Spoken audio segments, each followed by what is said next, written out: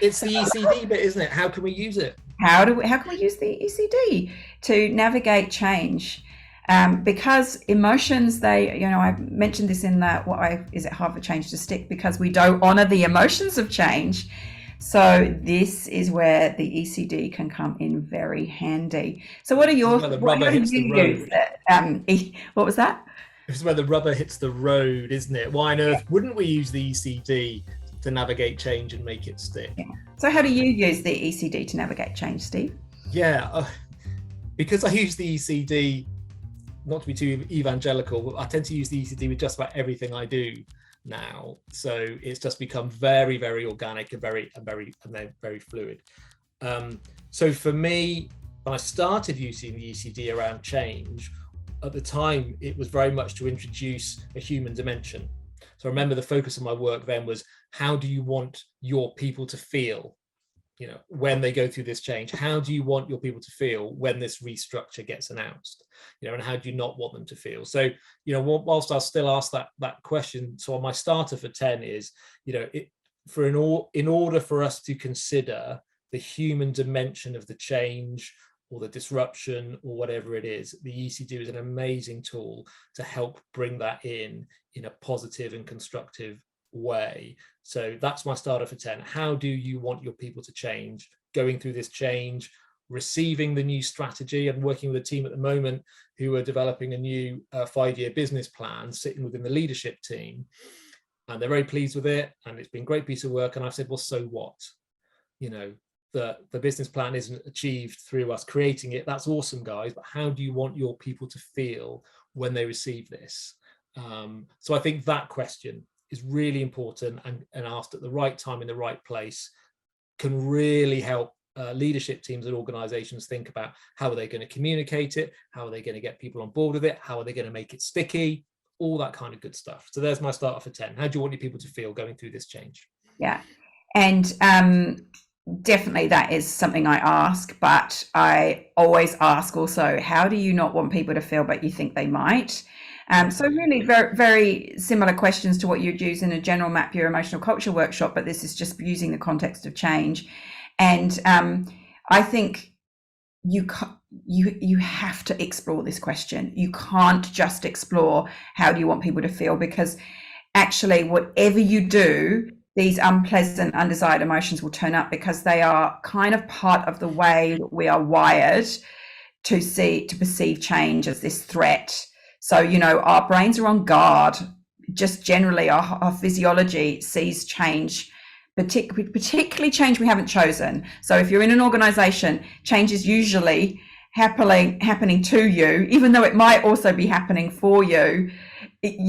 There's always exceptions to the rule, of course, but it's perceived as that threat. Oh, there's a change in my environment, which is really no different to the being on the plains and there's a rustle in the bushes that might have something coming to eat you. It's just something that is a change in your environment that might be a threat. And so no matter how attractive the change is or beneficial the change is, there will still be this kind of climate of undesired emotions that will come up. If you're able to explore that and actually really think about what those might be, as you know, I call it the usual suspects of funky feels, through this change. So people may feel uncertain. How it's so hard not to feel uncertain when you're going through change. People may start to feel a bit incapable because they might need these new skills that they don't have. Most people feel I've got some kind of imposter syndrome going on. If they're not shown explicitly what will happen in terms of supporting them, they might feel unsupported. They might start to get disconnected. So if you can start to really call out those undesired emotions and really start to be explicit in honoring those in the language that you use and the way you go about putting that change strategy, change plan together, just the honoring of unpleasant emotions actually can diffuse them. Sometimes it's like, no, we acknowledge that you might feel uncertain about this. We do too. Bit of vulnerability from the leadership team. This is what we're going to do to try to help you through that. So it's not about getting rid of them. It's pretty much, I would say, impossible to get rid of all of those unpleasant emotions through change, but actually calling them out as the elephant in the room and then looking at what you can do to minimize them and honor them is going to help no end. And of course, what you can do, you can then begin to track them. You can begin to track them, and that thing is the thing, we can begin to track them, if people, we don't want them to feel this, they are feeling this, you can begin to track them. That's great data. Like pulse checks, those little pulse checks, the tracking exercise. Yeah, absolutely. And that is part, going back to question 2, why don't we think about change? How do we collect that data? It's kind of cool if we can look back and go, this is how people felt when we did change A 3 years ago. This is, there's something about carrying that through. But I think tracking that is really important, because that also says to your people, it's not just the beginning of this change process we're asking this question. We are then saying the answer to the so what question is, you want to feel like this, you don't want to feel like this, but you might do, or we don't want you to feel like this, but you might. We're going to track that. We're going to get a sense of how that's going. What's the journey of that? Because then we can think about what support or interventions, where where we might be making decisions or communicating the change that have exacerbated it begins to just bring a different dimension, different data, and that enables and empowers people to make better decisions. Yeah. And in terms of using the ECD, obviously we talked about it in terms of you asking a couple of questions, but I do have I would say systematic, but it does change in the context because it depends on the size of the change, the appetite of the and the budget of the people that I'm working with. But even if I was kind of giving them advice about this, I will work at a leadership level and I will get the leaders to think about how they're feeling, because often it's like they shove theirs down, but they still show up in the way that they're showing up with their people. So actually getting them to really reflect on their own and think about how they show up when these undesired versus desired emotions. And then, there's actually a real difference in my leadership, how I show up during the change, if I'm feeling all of these funky feels all the time versus these. So of course my people must be feeling it too and affecting their performance or their abilities. Then thinking about how they want their people to feel. However, they don't know how their people want to feel. So they also need to be asking the question to the people that are impacted by the change. How do you want to feel and how do you not want to feel, but you might? So that might be going out to them. And you can make that very simple in terms of, you can either just get everyone at a town hall, you can get them via Mentimeter to sort of answer that question, or, there's lots of ways of doing it. But then I will also work with the impacted people to look at how are they feeling right now about it, getting them to just be able to articulate it in groups and then realize other people are feeling this as well. It's not me that's like defective. Other people are feeling this, which makes me kind of feel a little bit more settled that, it's just kind of how change can be. And then this is how I don't want to feel, thinking about how they can support themselves. So there's things you can do at an organizational level to support people through change, but also don't underestimate getting people to become self-aware and that accountability. So there was a personal change canvas that I created, which I think Jeremy has shared just within the ECC and Pro Rider community, which is around, how do I want to feel? How do I not want to feel?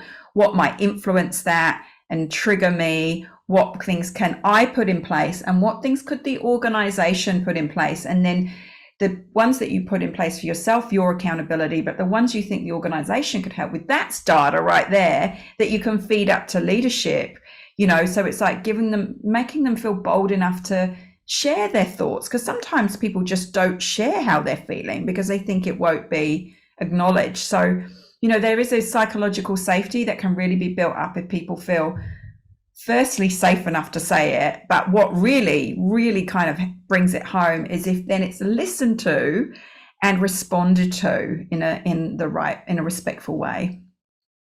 Yeah, and the other thing to bear in mind, of course, is what other stakeholders, your customers, your board, what other relationships are there? Is it a change that's being tried to made without them knowing? Is it very much an internal change? But do we need to think a bit broader than that? Or is this a change where it might affect our customers, it might affect our stakeholders. Do we need our board involved? So I think there's also, there's the employee experience, there's the customer experience, there's a stakeholder experience. So it's at least asking ourselves the question, does our conversation how inclusive do we need to be around this? How do we want our stakeholders to feel? And it's like what's appropriate, because you can go to so many places with the emotional culture deck to support you through change. I think it's about looking at what's going to be the most helpful. And, if you have, like, the scale and type of change does matter. So if you have a big complex change that affects a lot of people and there's a lot of benefits or outcomes riding on this, then go in deeper and wider and use it in more ways, okay? But if it's something that's reasonably simple, then you might not want to go into all those. It might be just a really simple, how do we want to feel? How do we not want to feel? What things could guide us? So you don't make war and peace out of it if it's not relevant to the type of change that's coming up is really important.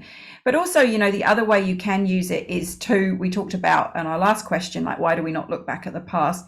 You can go back and look at, when this last big change, how did we feel, the good and the bad and the ugly, I guess, and what caused that, and then knowing that, what can we then do to make the future change a little bit better, a little bit easier, a bit smoother?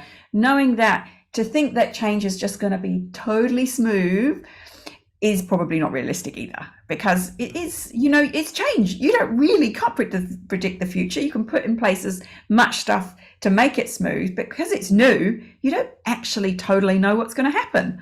So you might have worked well in another organization, you might be using their formula, you might have this wonderful model, but it's very, it's local to you. So you've got to kind of, as you go, just notice what the environment's like. So lots and lots of ways to use it, and there's different change canvases that you can look at.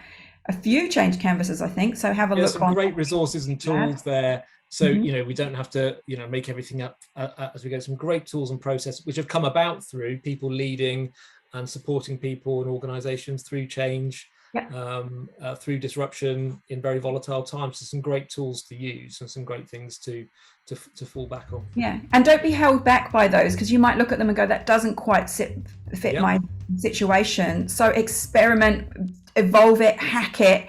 That's what I've done, and I know you have done as well. So don't feel that just because those are the ones on there, if they're not quite right, you don't need to retrofit them. Hack them and then share it with us, because there's always new ways of doing these things that and we love a good hacked canvas that's shared with the community, don't we? Yeah, it is the community of hackers. Yeah. And we'll may that continue. Great conversation, Lottie. Enjoyed it. Yeah, I'm sure there's so much more we could talk about, but hopefully that's a good, useful starter for 10 on all things change. Great. Thanks very much. Nice to see you. Nice to see you too.